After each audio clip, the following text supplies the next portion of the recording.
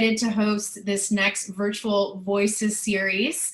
We have Karen Bliss today. She's the Canadian correspondent and journalist for Billboard. We have David Cox, or better known as Click, with Creative Works, and Ian Andre Espinet with Iconic Arts and Entertainment. And what they did back starting in the summer was a series breaking down racial barriers with CIMA. And we're going to have kind of extend the conversation today with Karen. For anybody who wants to chat, please introduce yourselves on the right-hand side, network, share your contacts, and then in the Q&A part of the platform, that's where you're going to ask your questions. And we'll get to that probably in the later part of the conversation, so 10 or 15 minutes before the end. So have fun, guys. I'm so excited that you're here. It's such an important topic. I'm gonna hide myself, but I'll be in the back. Take it away. Thank you. So thank you so much for asking me to moderate this. Really looking forward to it. So back in August, you started this 10-week series breaking down racial barriers. You chose different topics for each week. Some of them went 2 hours, 2.5 hours, and you had 60 panelists, all of whom were Black music professionals. So, and then now, Ian, you're the one tasked with taking all the findings and distilling them down into this big report, which is not ready yet, correct? Not yet. So we're going to discuss some of those findings. But first I want to know, why was that series necessary? Like, break down the realities of and this is a big question, obviously, the disparity in the Canadian music business and how few Black executives and staff there are in the industry, really. So the series was born of the frustration that obviously came from the murder of George Floyd and the numerous other individuals who were unjustly killed in the United States. But Canada has its own issues here, and but you know, those circumstances caused the industry, as all industries, to kind of take a look at themselves. And you know, unfortunately, music entertainment industry has a long history of monetizing Black culture, and consequently, we had to take a look at the fact that there are very few to little people in positions of power within the Canadian music industry, not just at the executive level, but across all facets of the industry. Click? Yeah, and you know, beyond that, I think a lot of it came out of conversations that many of us in the Black community actually have been having for years. But you know, due to the fact, like, you know, Ian has spoken about with George Floyd, you know, it kind of circled back around. For me, a lot of it was actually seeing the outrage and the conversations, and even some of the articles that were being printed in America that were surrounding, you know, anti-Black racism and systemic racism and things of that nature.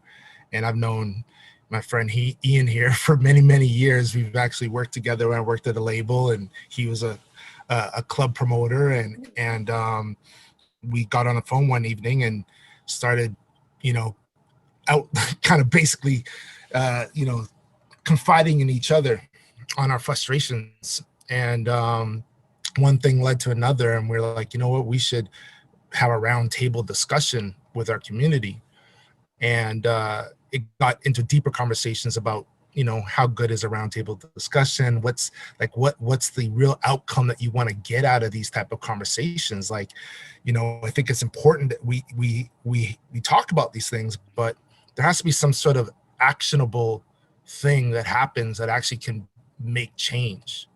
And that's something where, you know, Ian and me came up with a game plan aligned with CIMA, which is the Canadian Independent Music Association, with another organization called Advance, which is a brand new Black music business collective, to... I think he's chipping out. He does. who I think he's chipping out. hold these 10-week roundtable series discussions with 60 individuals. Oh Like boy, you're gurgling for me right now. you're Oh, did I chip out? I'm yeah, sorry. you're chipping out. Gosh. Yeah, so First time it works, David, you can take down the video, so it's just your voice for now, and see if that helps, and then click back to video, because sometimes that'll help you come through. Can you hear me now? yep. Yeah. We can hear you. I just checked my modem too, so it should be Yeah. fine. So Can in you talk about June, the topic selection and how you decided on which people you were going to invite for those topics? so ultimately, the conversation that myself and Click had surrounded obviously the absence of Black people in the industry, in both the executive and throughout the pipeline. And so we decided that we would break down the conversation into 9 topics. They were a conversation on microaggressions, systemic and systematic racism, just because a lot of people really didn't know or don't know what those things are. We talked about the economics of anti-Black racism, which is the way that Black people are dealt with in the granting systems and the banking systems, etc. We talked about the media, as in like print, television, radio, and online, and the way that both the people who are moving within those spaces are dealt with in terms of pitching stories, or the way that Black people are perceived externally in terms of the stories that are pitched and the narrative that it tells about us. We talked about the event space, like my own space, which are the clubs and concert venues, the harbor fronts and the public spaces, and we talked about sponsorships and festivals. Then we went on to talk to artists, to see how they felt in terms of the way that they are dealt with in contracts, in bookings for major festivals, etc., and the kind of things that they deal with as artists with major labels, etc. We talked about the creative space, photographers, videographers, again, people throughout the pipeline, and then we had 2 more episodes where we dealt with succession and retention, which is like how you move Black people up into the industry and bring them into the industry, and whose responsibility this is. And we talked to finally we talked to record labels, organizations, and DSPs. So those were the topics that we discussed over the 10 weeks. And they are still on YouTube. People can view them. It was a safe space, even though there were viewers, there was an audience, but you didn't see them. So perhaps that gave you more freedom, as if you were talking amongst yourselves. Yes, so, and no. because Yes, Click, yes, I've known you yes for and years. no. Pardon? I said yes and no. Yeah. It definitely gave us a safe space, but when we know that it's open to the community, many of the speakers actually came to us and told us they felt muffled, that they couldn't fully say what they want to say due to fear of losing a job, fear of being pigeonholed or blacklisted even. Right. People are like, let's just get this out right now. People, or white people, I should say, I point to myself as a representative, are really uncomfortable with this discussion because they fear they're going to be labeled a racist, which is hands down the worst thing you could call someone. And I wanted to talk to you a bit about, microaggressions and unconscious bias. It doesn't necessarily make you racist. You don't hate Black people, but the action, the words are racist. And you can't get away from that. We could go back in history and talk about systemic racism and where these biases come from, but that would be a whole other discussion. But tell me about some of the things that you deal with on a daily basis, whether it's walking down the street or whether it's in the workplace, whether it's a woman, crossing the street or clutching her purse, or someone saying, can I touch your hair? I think it's about first and foremost, highlighting some of the conversations that were held throughout our roundtable that focus on that. And some of these things were as easy as speaking about like how HR might approach somebody with maybe not an English name, let's say, and automatically prejudices are put aside because they see somebody's name that they can't pronounce and automatically put them in a bucket that they might not even look at. There was also an incident that somebody spoke about in one of the roundtables where a woman was out on what was it, Ian? Maybe a retreat or of some sort in her workplace. A peer building up exercise. You know how they have these group peer building exercises. Yeah, and they went to a hair salon to get their hair blown out, and that wasn't not necessarily, something that the Black female that was there could necessarily do the same as everybody else, and it wasn't even considered that, oh, what about this other individual? And it's really about looking at inside your organization and the people around you, and making sure whatever you're doing is fitting for everybody. Right. Yeah. I look at the two of you as highly successful. You've been in the business, decades, embraced, liked, successful. What are some of the things individually that the two of you are still tackling with now? So, I mean, when we talk about racism and we talk about microaggressions, they come in so many different forms and levels and layers, right? There's the everyday insults that, the everyday indignities that we face. Even as a light-skinned Black person, I face different ones as dark-skinned Black people also face. They could be micro invalidations, which is like, hey, Ian, where are you from?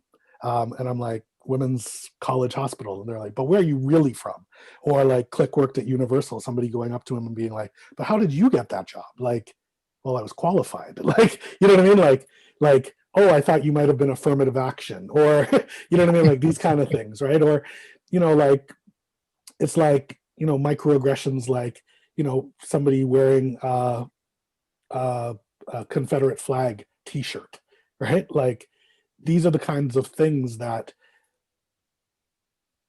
in like unintentionally sometimes and otherwise intentionally rub people as like, like when somebody pushes up the back of your hair, you know what I mean? Like they rub you on a daily basis. Or, I've been told on so many occasions, like, you're from Scarborough, you're really eloquent.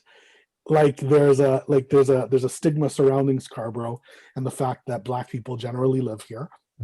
And the fact that I'm eloquent, or you're really eloquent. Did you like grow up in Aurora or something? Like, as to insinuate that I have to have grown up around non-Black people in order to be eloquent. You know what I mean? So those are the kind of things that we deal with on a daily basis. In the club and concert scene, I've had more direct aggressions where, people are like, we don't want that music here. Black music is violent. Oh, we're not really speaking to you though, Ian. You're not really like them. You're different. Those kind of things. But, the things that come from stereotyping, such as this music is violent, or those people can't drive, or you people this, those are the kind of things that we're talking about. Right. And even for myself, like, being an A&R guy, who my job was really to look for talents like all over, there's been numerous times where people were like, oh, what are you doing here? And I'm like, I'm checking out a fucking dope rock act, like you are. Like, why? I'm not allowed. Do you know what I mean? But those are the type of things that we're dealt with, Right. So I want to talk about the Canadian music industry and Black music, in particular hip hop and R&B. And I've been a music journalist for a very long time, been going to concerts since I was 16, and a journalist since my early 20s. And I won't tell you how long ago that was, but it was last year. I've noticed some interesting things, as I look back, and we've discussed this before. Maestro, he came out, Misha came out, Ghetto Concept. We had, these core hip hop groups and artists that we knew. I look at what Saul Guy did, and he sort of infiltrated the major label system, suddenly there were all these street teams and people were more, interested in hip hop acts. And then it was like he came in, did his thing, and then he left, and it seemed like everything just disappeared. Like that's just sort of my viewpoint, and maybe that's not true. But I don't think in that, I don't. Momentum, right? And then what happened? Because we still look back, and besides Drake, Maestro's the biggest selling hip hop artist. What I actually find interesting, and what I find, I don't think that it just necessarily disappeared at the time point that you're talking about, because, I ended up working, not long after Saul Guy running the same department that he built. From there, you also had Virgin that had a department. You even had Universal had a very huge department. What I find interesting is that at a height of when a lot of popularity, let's say the Eminem, the 50 Cent, all these things started coming to life in this country. You had a number of radio stations that started opening up across the country. You had all the record companies kind of have people in place to represent the genre. But then, fast forward maybe almost 10 years, just under 10 years, and those departments are no longer existing. But what's funny about it all is it's also right when Drake comes into fruition. It's right when The Weeknd comes into fruition. It's right when all these our success stories are at the plate, and now we're trying to catch up.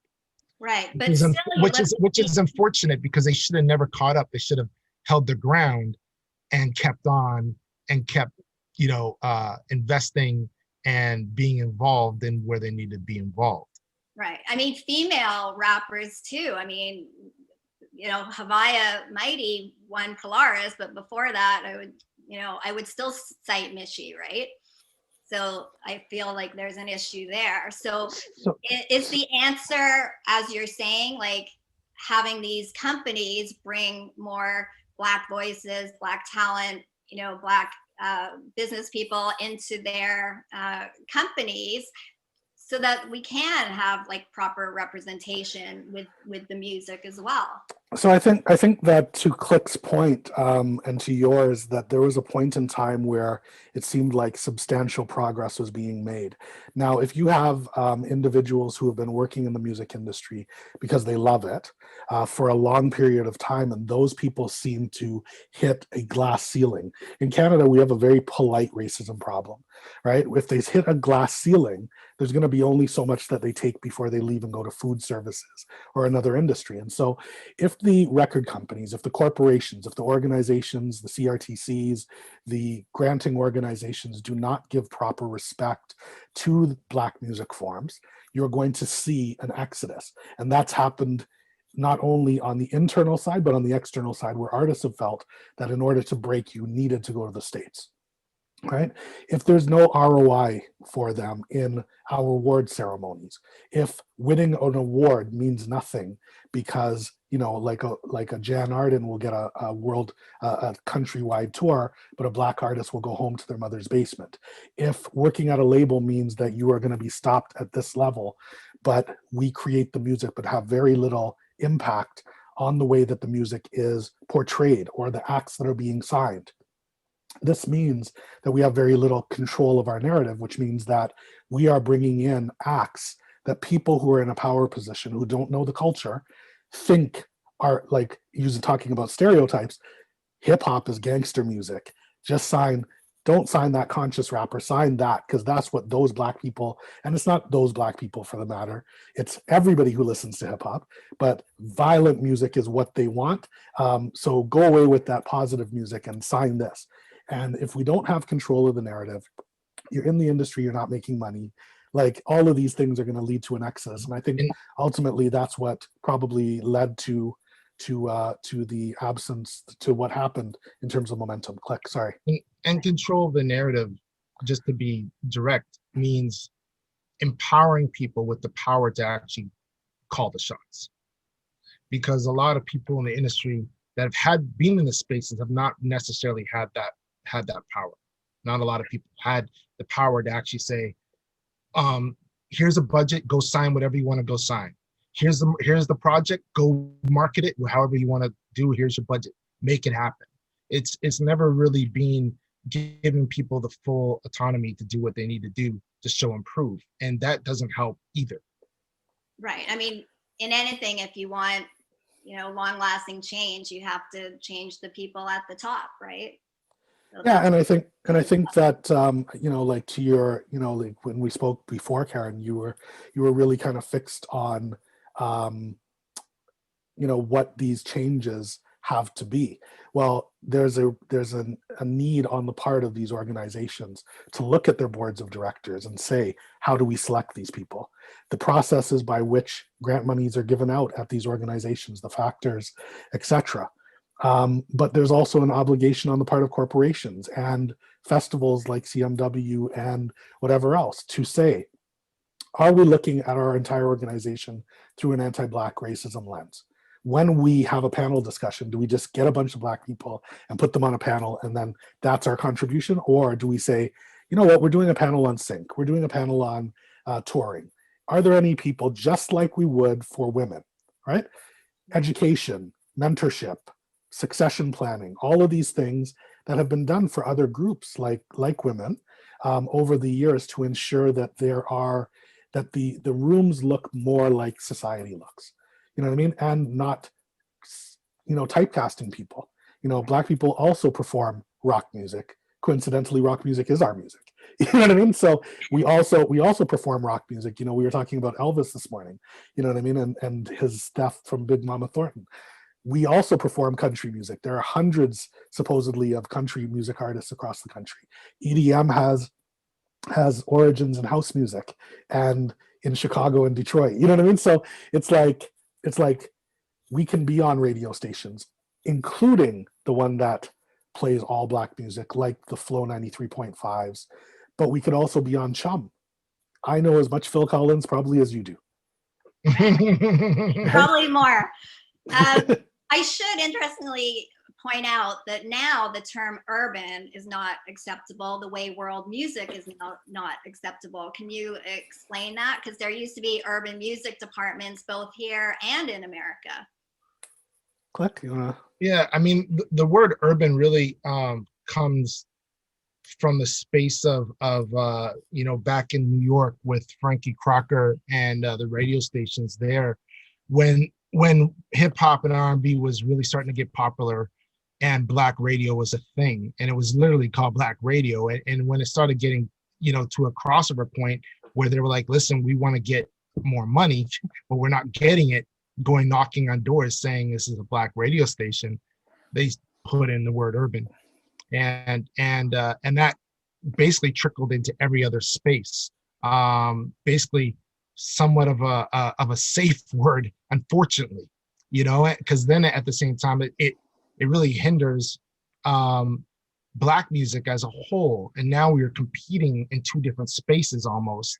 And I prefer the word Black music over urban, and it's so messed up that we're subconscious. It's been programmed for 30 decades now. You know what I mean? For 3 decades, it's almost, I catch myself sometimes still using it. I'm like, oh, I don't want to use that, but I think that I think there's still a challenge with that. I just recently heard that Universal's, I think, going to create an urban department, and they're using that word urban again. So right. Yeah. Sorry, I didn't mean to cut you, Click. I think that No, it's okay.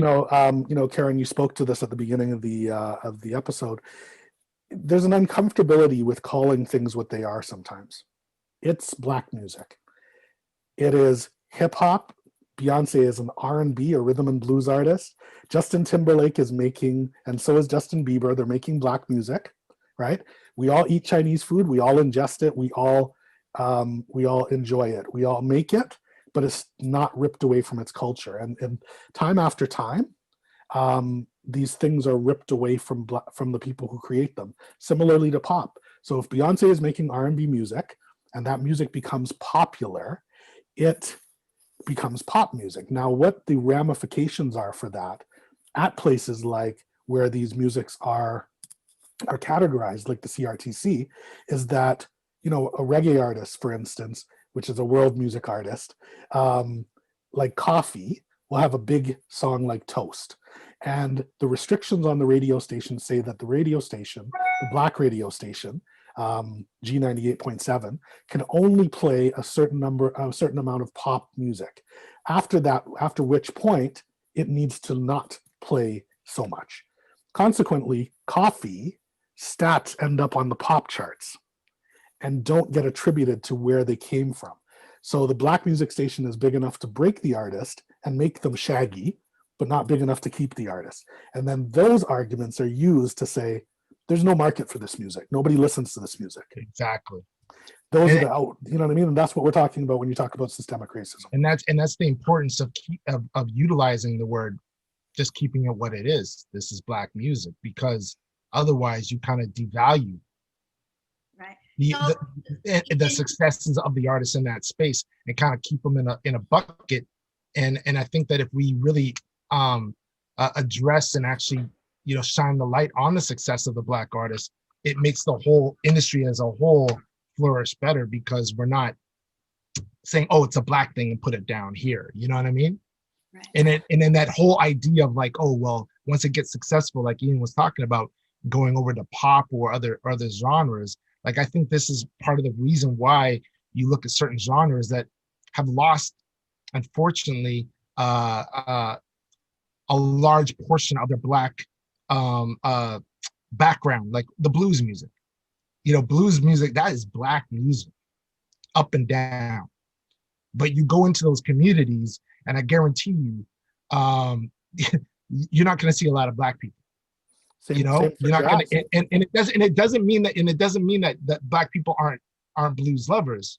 But I'm talking about if you go into the blues organizations themselves, in a lot of these spaces, it feels almost like as if black people aren't the ones controlling the narrative in that space anymore. Right. So I want to talk about next steps, and I want to talk about it on 3 different levels. The corporate, you know, at the organizations, at the major labels, at the independent labels, and even the smaller businesses that maybe have 6 to 8 staff, and even as individuals, myself working from home by myself, no staff. So I would think that most of the people that are tuned in right now want to make a difference. Can we go step by step on some recommendations on what they can do quickly? Because that can happen if you're in control. And I know some of them are bigger, kind of, you know, the bigger organizations, they need, you know, a blueprint and, you know, all these kinds of things. So I think it starts with Dr. Zeus. I think it starts on some straight, like, deal with people the way that you would like to be dealt with. We're not monsters, we're not aliens or Martians, and nobody's asking for a handout. So like, just try to understand that perspective. I think acknowledging a problem. We can't fix cancer if you don't believe that cancer exists. And consequently, we can't fix racism if we don't think that it's actually a thing.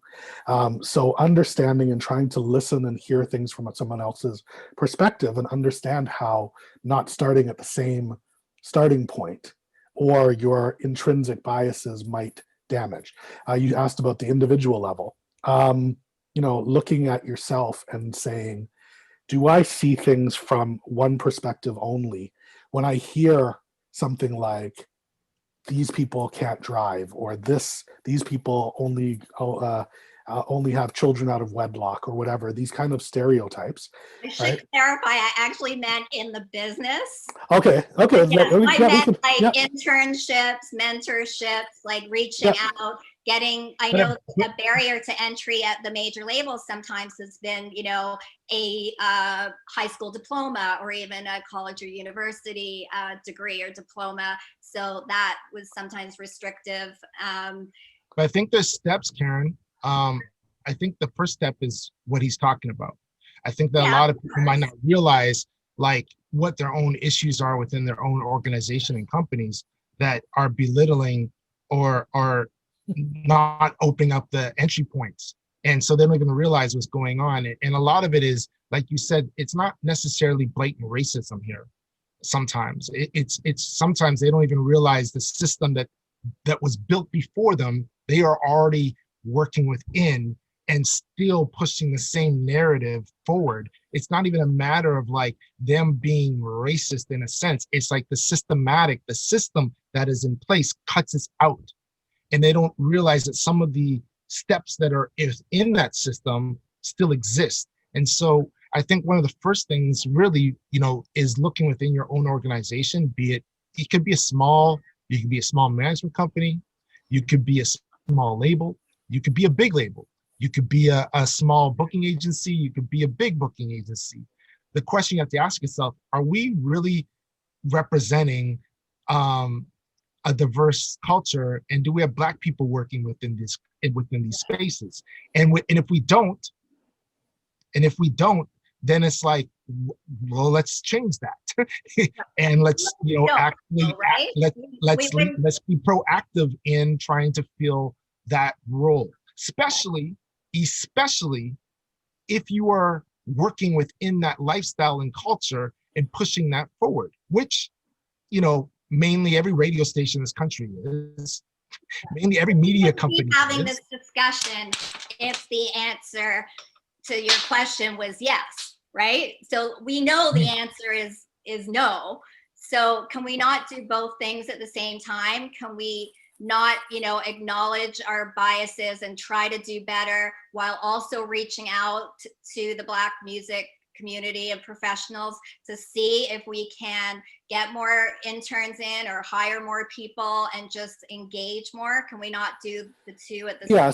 So they're not mutually exclusive, but to Click's point, there's work that needs to be done at the corporations. But as I say, if we don't look at the individuals who are running those corporations, it's great to do anti-Black racism training, but if you're like, there's still ends, or that music is still noise, or whatever the case is at an individual level, those things can't be changed. Because if we're going to be frank, and let's be frank, like my thing is plain talk, bad manners, like the people who are in the organizations and in these positions of power oftentimes are 70-year-old white men, right? And consequently, they have biases that were created in their generation, wrong, right, or indifferently. If you grew up with the Confederate flag, as we all grew up with the Dukes of Hazzard, it was just what was there at the time. That's what you grew up with. You grew up in water, you learned to drink water. So they are intrinsically, they have biases. That is what it is. So However, what recommendations you're making in your report? Like the three heads of the major labels in Canada are not 70 years old, or they look fantastic if they are. They are white, or but what are the recommendations you're making if you feel that I get the impression you think it's kind of futile, or it's going to take not at all. I mean, it could be generational, but it didn't take generations to change the narrative on women. It takes a concerted effort. It means how do you recruit? What are your HR practices?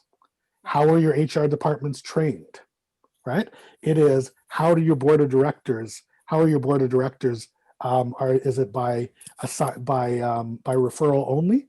Well, do you only refer people who look like you or who you can relate to, because you can have conversations about whatever it is that you specifically, I go to the cottage too, so that's a terrible example, but the things that you can relate to. What are your succession things? Like, are you doing outreach? Oftentimes what we hear is that we don't know where to find people. Like this would be for the granting organizations. We put out a grant, it's out there. We know that we put it out there, but we don't know how to access that community. My response would be, why do you have a job? Because this is the population of Canada.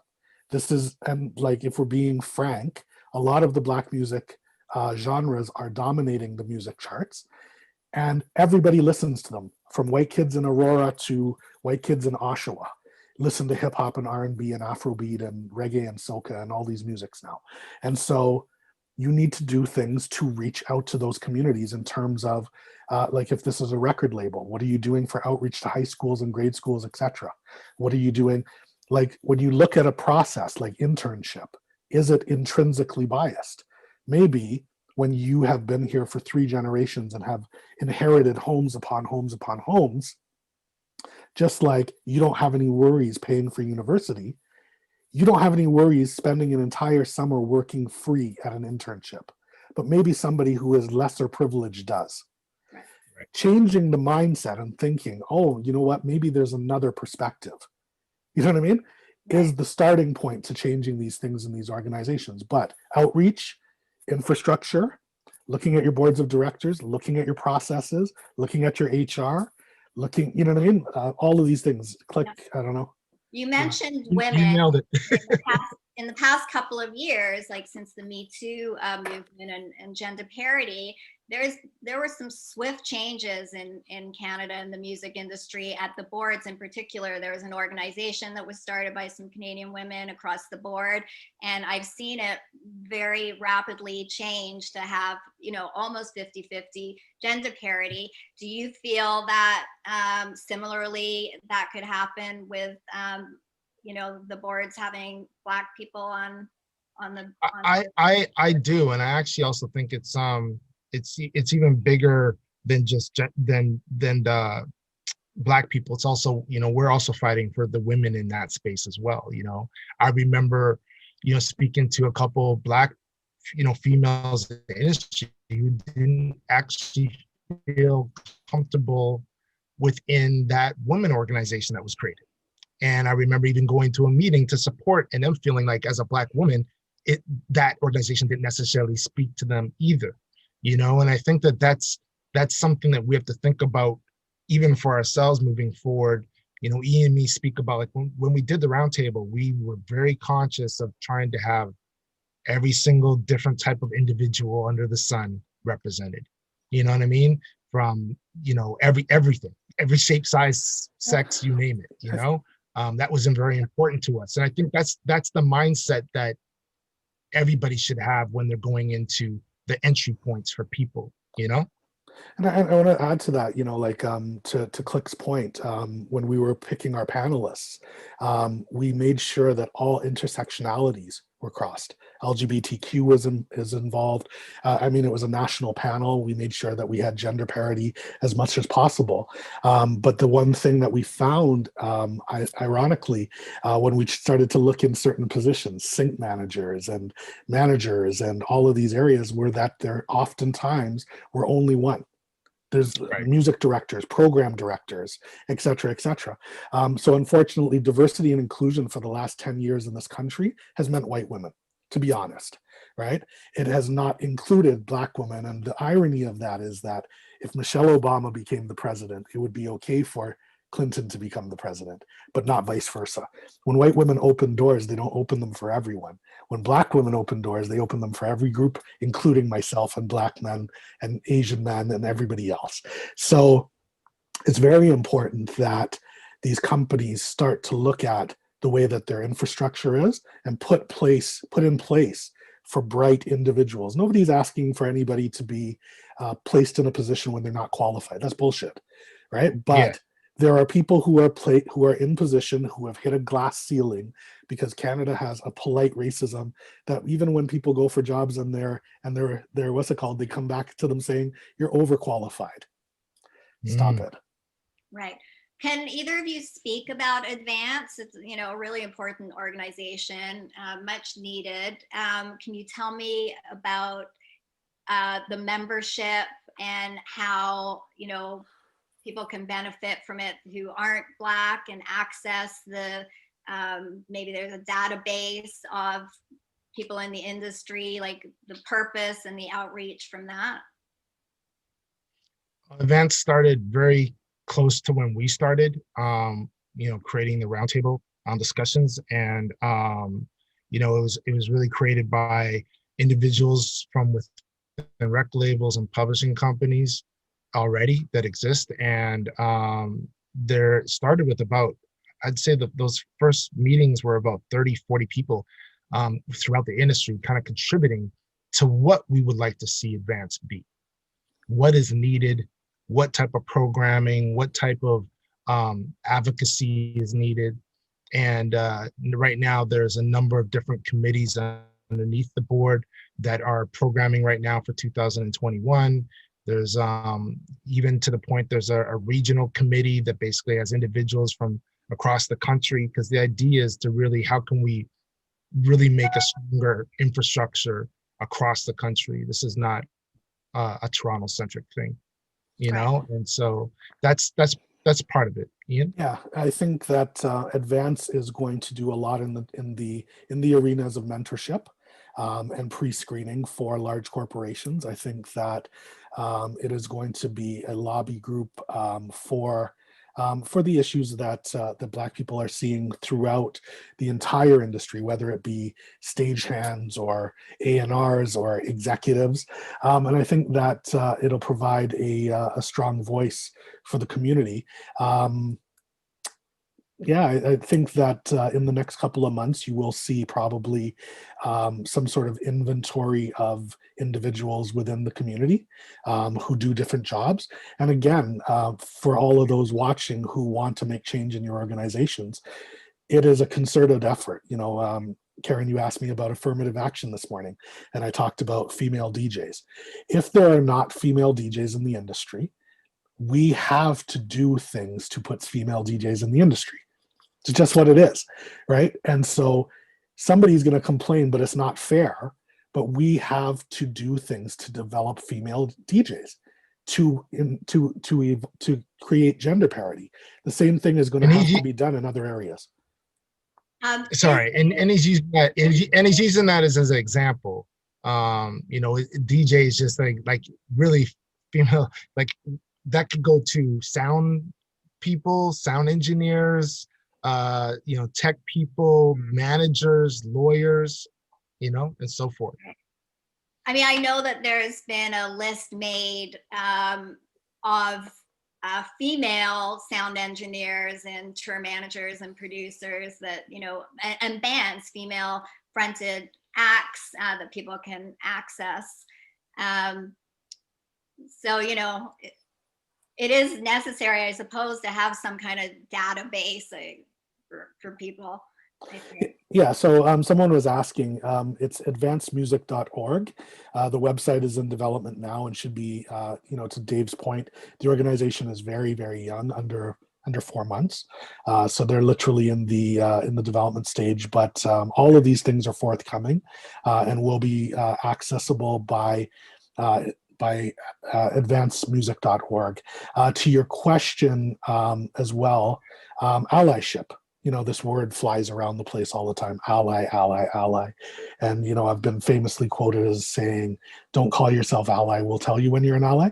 Allyship involves like putting, like seeing an opportunity and saying, this is an opportunity for this person. Let me champion them, and not centering it back on yourself. Like, I'm the great champion. You know what I mean? Like providing opportunities where you see somebody who has special talent, like you might for anyone else, you know, and moving forward, I think that's going to be one of the key things in making change. Right.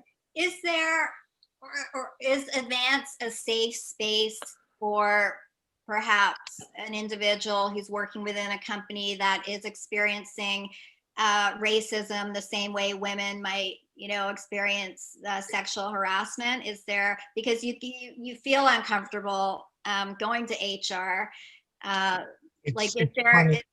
It's funny you're having this conversation. We literally had this come up, like, was it 2 weeks ago, Ian? You know, where an individual had contacted somebody with issues that are going on with their workspace, you know, and it's definitely something that we're talking about, you know, providing them with maybe access to somebody that can help solve that problem. So we might not necessarily be the people to go in and always fix everything, but we want to be the people that can actually at least be part of the voice and the advocacy to fight against whatever challenges people are facing.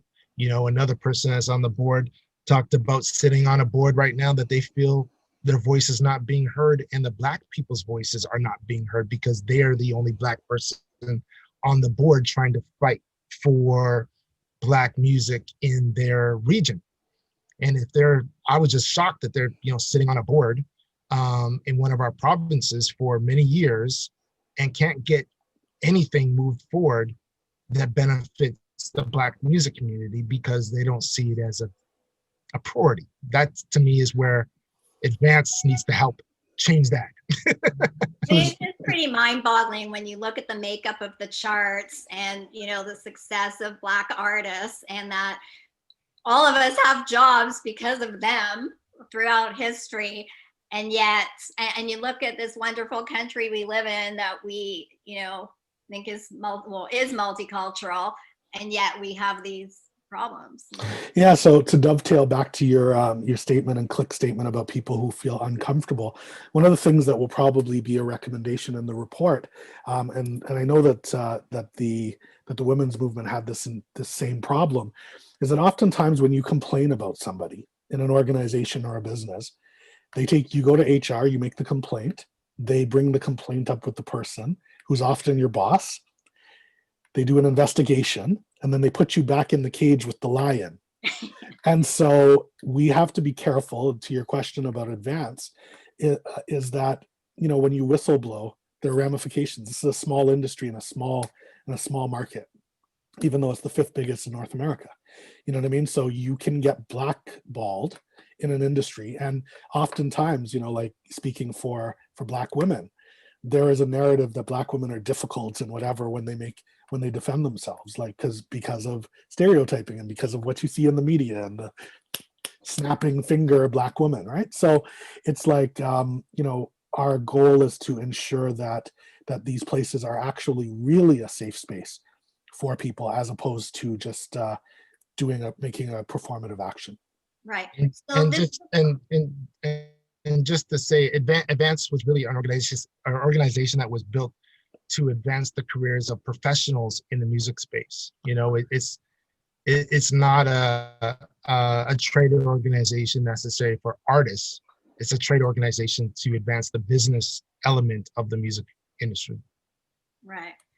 Back to this report. First of all, when is it? Do you have a deadline, or is this what you're doing over Christmas vacation? So the report is being worked on presently, and should be ready sometime in the early new year. As of right now, they're not ratified, but there are about 30 or 40 organizations who plan to come to the table to sign a declaration to make change within their organizations at the systemic level, and hopefully, you know, and that'll be telling too, because you know, if you're not interested in coming to the table to say that you want to make changes, is actually, the silence is deafening. It actually says even more than saying F you N-word. You know what I mean? Like it actually speaks to the fact that you don't want to break down structures that have been in place. And so this is where Advance comes in as an advocacy organization, in terms of wanting to ensure that voices are being heard, and that there are these actionables that I suggest in the report for CIMA, and that Click suggests in the report for CIMA, are checked and balanced in a couple of months, a couple of years, to ensure that there's actually being something done that's measurable. You know? Right. I mean, that's what I was going to ask. So they can sign this thing and yay, your name's on it. Congratulations. But yeah, like, is there a time frame? Like, you know, a plan, like do this by this amount of time and this by this amount of time, and then we'll check back and you'll get 2 gold stars. Yeah. So my plan is kind of like, I didn't think of gold stars, I thought of cookies, but do this. 0 tolerance on somebody that calls somebody the N-word. We put in a 0 tolerance policy. You get a cookie. Like anti-Black racism training for your HR department. We did that. You get a cookie, right? Like that's really the kind of approach that we're taking to it. Yeah, and measurability is key, right? And, you know, we can't make anybody do anything that they don't want to do or otherwise, but don't underestimate the power of shame. And don't. And yeah, I think, so I mean, that's for the organizations, the corporations. Will you also have some little list, perhaps, of these strange things, the things that we've discuss that wouldn't be company policy, that it would just be personal, like, oh, don't use the word urban anymore, or capitalize the word Black, or trying to think of some others, like those types of things. Yeah, Like I mean, 2021 little checklist, a reminder, like don't say that to someone, or if you're a publicist and your artist is going to a TV station, make sure that TV station has a makeup artist that can, you know, work with people with that skin tone, things like that. Like just almost like a checklist, because there are things that people don't think about. If you're white, you don't know. So like they might sound silly, but it could be helpful. I think back to the Dr. Zeus analogy, I think it's like, it's about putting yourself in other people's perspectives. Everyone's hair is not long and straight. Some people's hair is curly, some people's hair is dreads. You know what I mean? Like, it's just looking like, I wouldn't do a team building exercise at a swimming pool with assuming that everybody can swim. Similarly, I would assume that people don't, you know, like, try and put themselves in other people's perspectives and understand that everything that you do, everybody else doesn't do. Going back to U of T, you know, like we talked about, like me going to Frosh Week and them only having certain types of music. Well, the U of T is diverse. You know what I mean? So it's like, think of everybody simply, you know what I mean? Like, and go from there. And I never thought of it, but maybe I'll put in a list of simple, but I mean, to be honest, Karen, silly, to be honest though, this list could be hundreds and hundreds of things, and we could never get to the bottom. We could never get to the bottom of it, because there are so many things that happen to Black people on a daily basis that we just shrug off and ignore. Like somebody trying to touch my hair. I got your title. Things that happen to Black people on a daily basis that we just it could be a whole book, and then you just list them. New York Times bestseller. Yeah. Somebody touching my hair in the elevator. Oh my God, it's not a Brillo pad. Like, you know what I mean? Like, this could go on for years. But I think Karen's ready. I think we're ready to go into. Yeah, we have some questions here. Someone wanted to know the content of the report. We've discussed that a lot, but specifically about race-based data collection, if you can talk about whether that exists. Okay. It doesn't exist, but it is actively being sought after at this current moment in time. That is definitely something that Advance is doing. I also know that a number of other organizations in Canada have started to pull that, but it is kind of crazy to me that race data has never really existed before in this country, and that was definitely something that came up in our conversations numerous times. Right. Yeah, so to the question, it's critical. Race-based data is an absolute necessity. We cannot assess the scope of the problem if we don't have it, and it's been used for years as a reason. We don't see race. Saying that we don't see race negates the problem. And then when you don't have the data, you turn around. You can't have it both ways. Turn around and say, well, we don't know what the problem is because we don't have any data. But we don't see race, so we don't collect any data. So it's definitely a recommendation that will be in the report. And it's a critical aspect of what needs to be done over the next 5 years. And what type of data is this? In terms of, we need to know what the parity, like wage parity, like, do Black people in an A&R position make the same as their peers in other departments? Do Black people in HR make the same money? How many people are there in the industry? How many music supervisors are there? Sync managers? How many lighting technicians? Like, what are artists getting, paid the same amount as their counterparts? Are artists getting funding in the same amount as other races? So these are all areas that definitely are needed in data. So that requires all these companies to fill in accurately that information. Yeah, it starts with collecting the information, and then it continues from there, from not hiding the information. Hiding information is a major thing.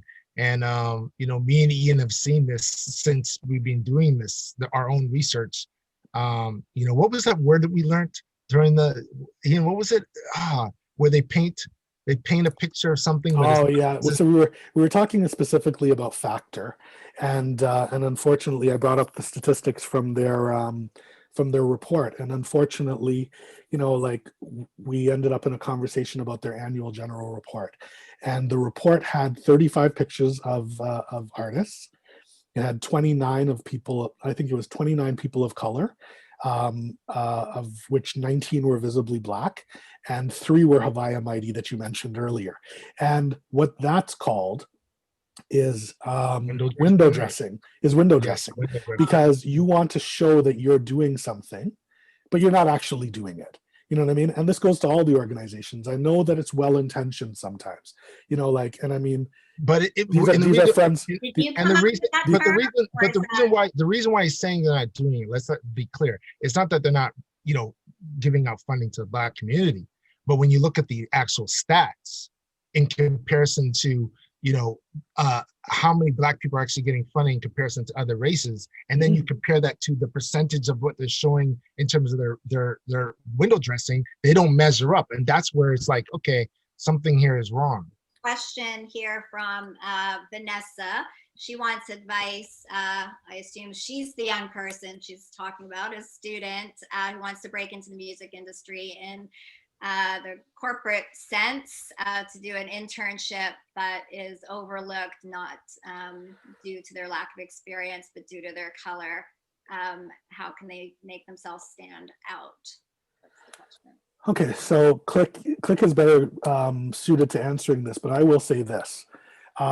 There's more than one way to skin a cat, and we often, as Black people, feel that it's necessary to exist within structures. It is important. We pay taxes and we deserve to be a part of CMW and a part of the Junos and all of these different places. CMW is obviously a corporation, but we deserve to be in these spaces, but we also can do for self and create outside of these places. And it's 2020. And so if you want to do something, everything is on the internet. Like everything is on TPL, Toronto Public Library, access to information. And when you say everything's on the internet, that's not just you know, looking at YouTube. There's a lot of organizations. Like I think some of the best work that's being done is actually by a lot of Black organizations, youth-run organizations. You know, places like the NIA Center, the Remix Project, Manifesto, you know, Rise. There's, you know, Unity. There's so many different places, and I'd recommend going to those places first to build, because it's the community settings, and those community settings help you build your network, and your network is actually going to help you further your career based on who you align with and what you put in and what you get out. Jane Harbury, who is a publicist, has... Yes, I know Jane. Hey, Jane. Did you see it? Her question is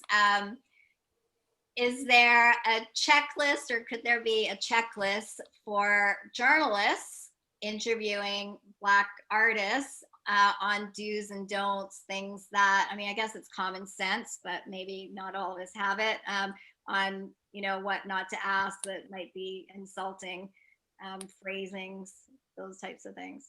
Well, don't ask them if their hair is real. Don't ask them if it's all theirs. Like I was going to ask both of you. That was gonna be my last question. Yeah, no, like, I mean, I think, again, back to Dr. Zeus, like, you know, like I wouldn't ask you if whatever part of your body was real. Don't ask them if their hair is real, or don't ask them if where they're really from, like, you know, where they're really from. Don't ever emphasize the word really. But also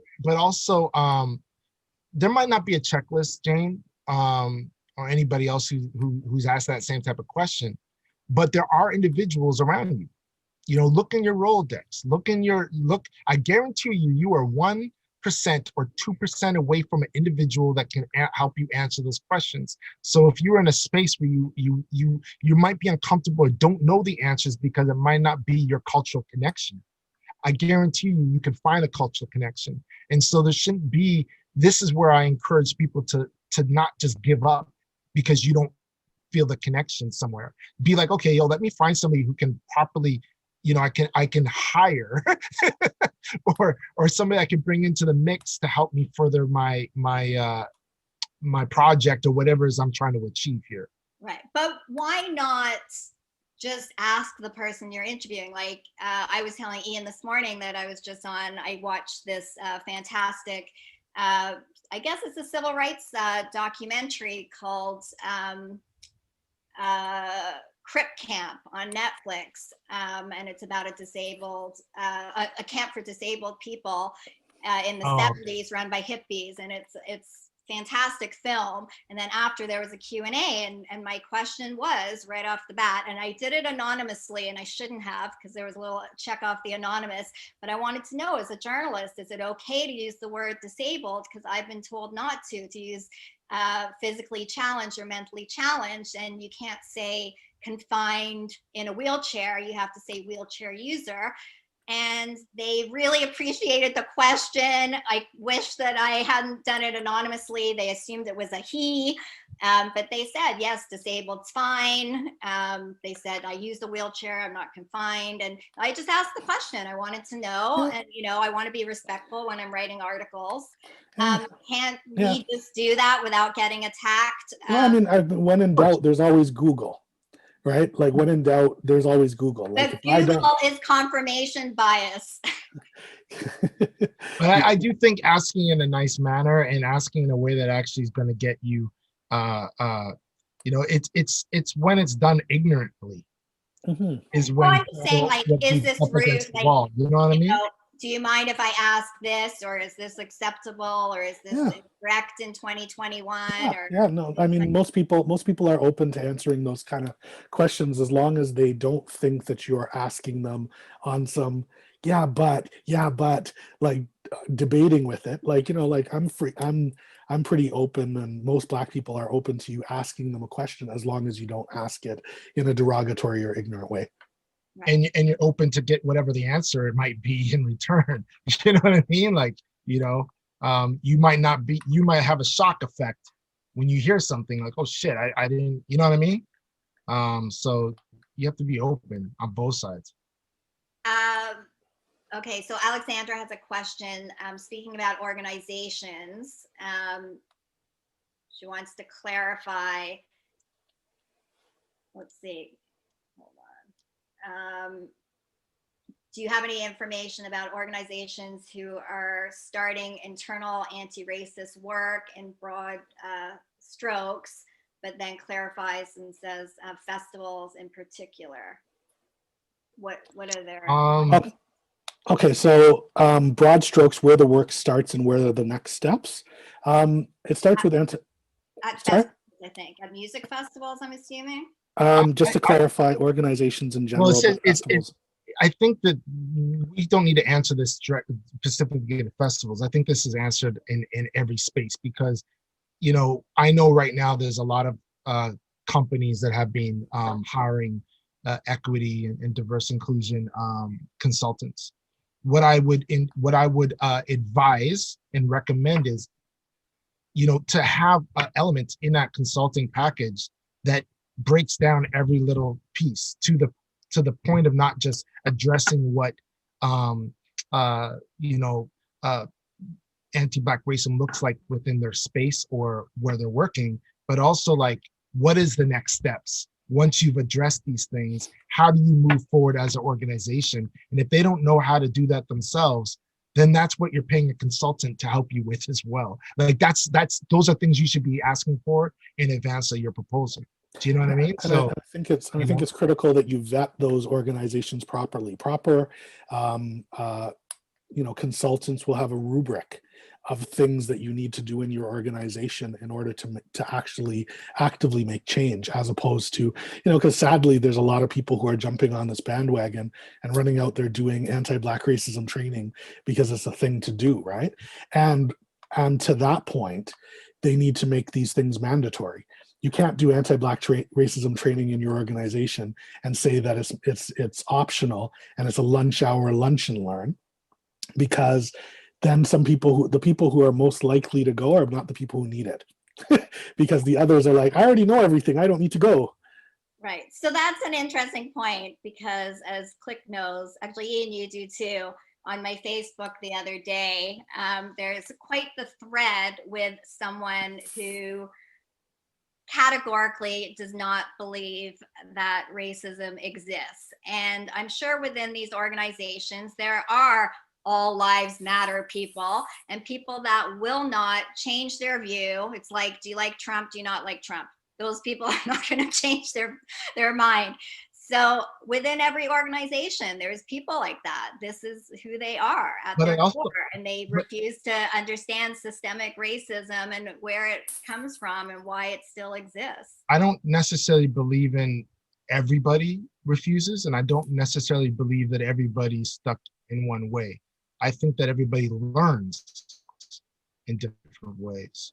You know, maybe a certain individual, the place to have that conversation is not Facebook. Maybe having a one-on-one conversation with them might change the dialogue in comparison to, you know, going back and forth on Twitter or whatever the case is. And maybe it won't. You know, some people, maybe ignorance is, you know, maybe and ignorance is just ignorant. And the funny thing is, the two all out of the three of us could have the same conversation, it's an exact same thing, but maybe they just didn't connect with our energy. Maybe they didn't connect, like maybe they need to hear it from Ian rather than you and me. You know, and everybody learns in different ways. You know, it just it is true though. Click is the friendlier member of the Breaking Down Racial Barriers team. Sometimes people are just ignorant and they're not willing to change, and being open-minded is a conscious decision. You have to decide that you want to open up.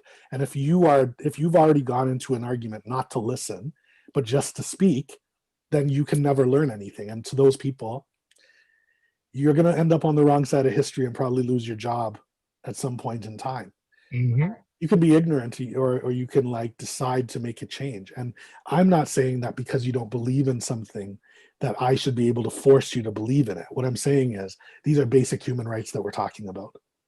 You know what I mean? So yeah, I don't have any time for those, you know, like, you know, if he thinks it's a Marxist trope, it's a Marxist trope. We all have a sociology book.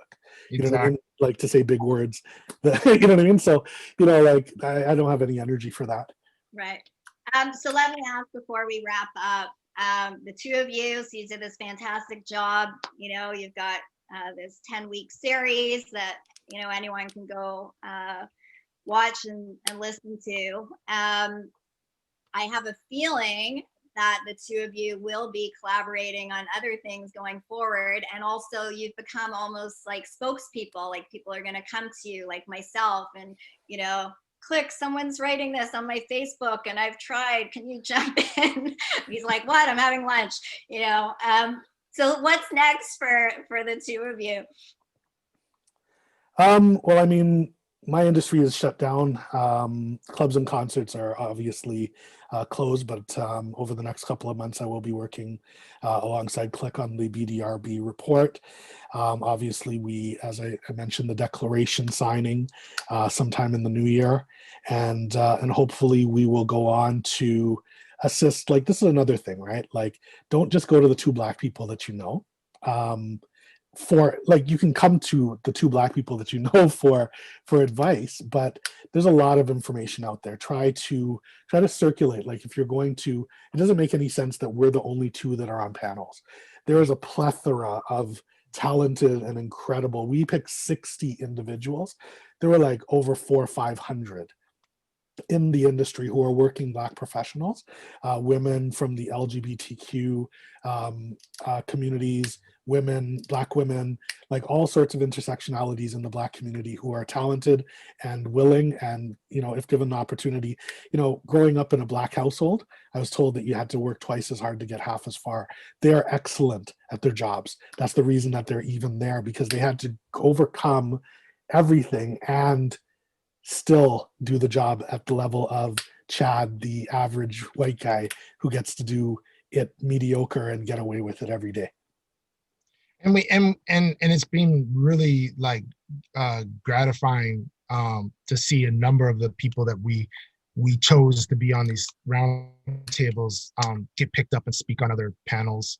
We've known of other people that actually have got hired because they watched our round tables. So it means that people are watching and listening. The one thing I will encourage people is, like, pretty much everybody on that round table, you can Google them, you can find them on LinkedIn.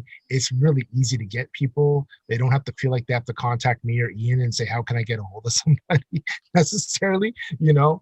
But, you know, myself, you know, I'm contributing to advances different boards there to make changes from the programming to advocacy that is needed.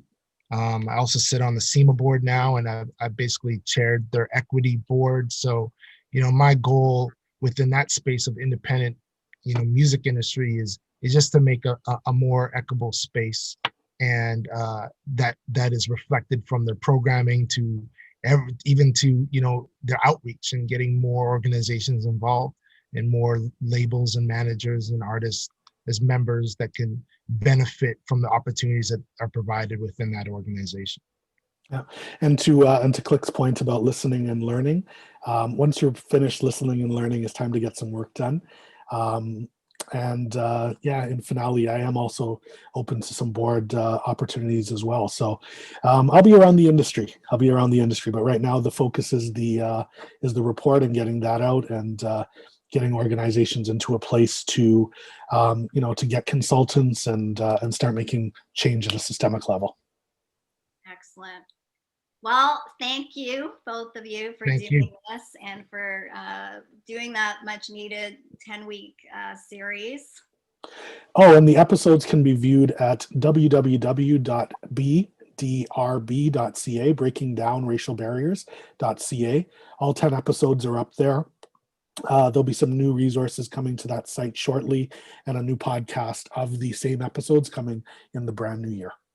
Okay. Thanks, guys. Okay. And you can contact us through that website as well. Thank you so much, Karen, and thank you so much, CMW, for the opportunity. Thank you to CMW for Dr. Zeus quite a bit. Thank you to CMW for hosting this very, very important conversation. Hopefully, it will implore other organizations in the space to do the same. Thank you for the leadership. I appreciate it. Thank you, Karen. Thanks, everyone. And just so everybody knows, the recording will be available on the CMW YouTube channel, and we will be sending the link to everybody who registered, even if they couldn't attend, and we'll post it on our socials. So if you missed it or you want to send it to a friend, it'll be there waiting for you. Thanks, awesome. everybody. We really appreciate it. Thanks, guys. Stay safe. Thank you, everybody, for watching. Appreciate it. Thank you. Take care. Bye. All right. Bye-bye.